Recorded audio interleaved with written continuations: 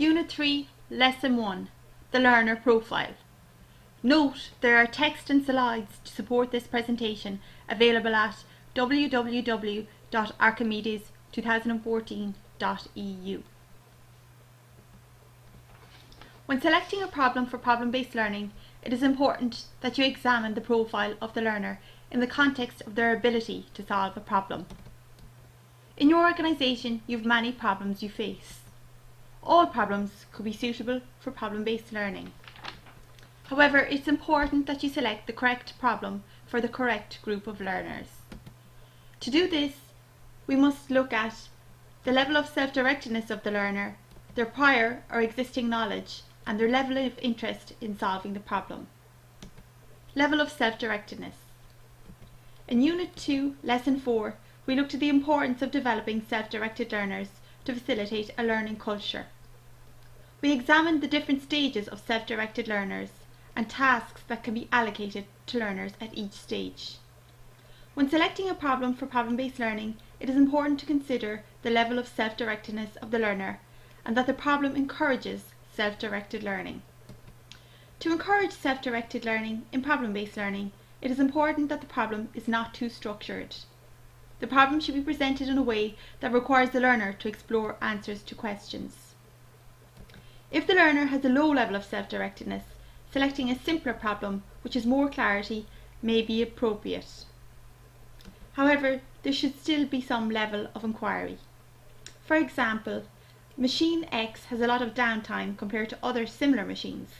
How do we make the production line more efficient? You might include questions such as, why do you think this is? How old is the machine? Is it a different model to other machines? How often is it maintained? And what are the major issues reported about this machine? Once the learner has successfully executed this problem, a more complex problem may be chosen. If you have a mixed group of learners with various levels, support may come from peers, and a more ambiguous problem may be selected. Please see this video for further study. Learner's prior knowledge. Sopp et al. Found that the more familiar a student was with a problem, it would activate their prior knowledge, stimulating interest and resulting in more time spent on solving the problem. As a result, you must ask questions such as, do the learners have a knowledge of the problem already? This is important, and it will allow the learners to bring what they have already known to a situation and allow them to build on this. It will also instill confidence in learners to encourage self-directedness. Learner motivation. Often the learner may need to spend some of their own time trying to address the problem. It is important to select a problem that they are interested in and can benefit for in some way.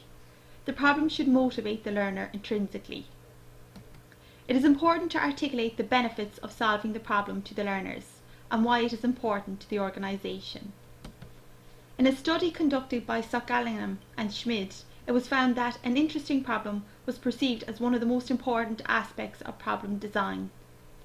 In particular, one stated that, I would think that it is highly interactive and highly interesting when we are given a problem that concerns our every way of life.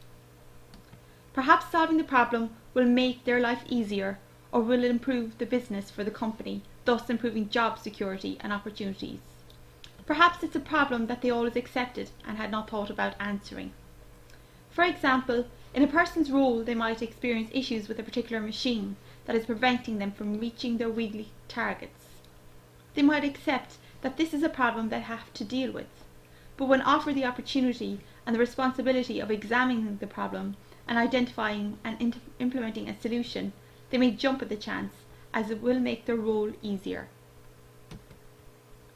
These must be articulated to the learner in the problem design.